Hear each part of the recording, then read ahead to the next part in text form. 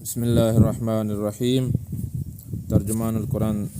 سوالات اور جوابات سیریز کے ساتھ ایک اور مختصر سوال اور مختصر اور جامع جواب کے ساتھ حاضر ہیں۔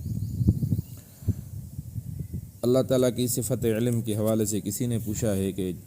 آیت وَيَضْرِبُ اللَّهُ الْأَمْثَالَ لِلنَّاسِ لَعَلَّهُمْ يَتَذَكَّرُونَ سورہ ابراہیم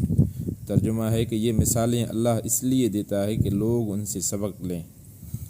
اس میں جو لفظ لعل آیا ہے جو شک کا کلمہ ہے، حالانکہ اللہ تعالیٰ کو ہر چیز کا قطعی علم ہے، پھر اس کی کیا توجیہ کی جائے گی؟ جواب میں مولانا صاحب فرماتے ہیں کہ جن امور میں اللہ تعالیٰ نے انسان کو اختیار تفویض کیا ہے، ان میں اللہ تعالیٰ انسان کی اصلاح کے لیے جو تدبیر اختیار فرماتا ہے،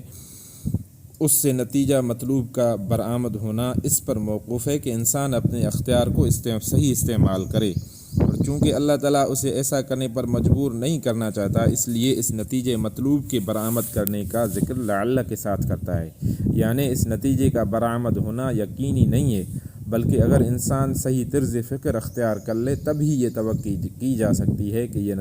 نتیجہ رونما ہو۔ ترجمان القرآن مارچ 1957۔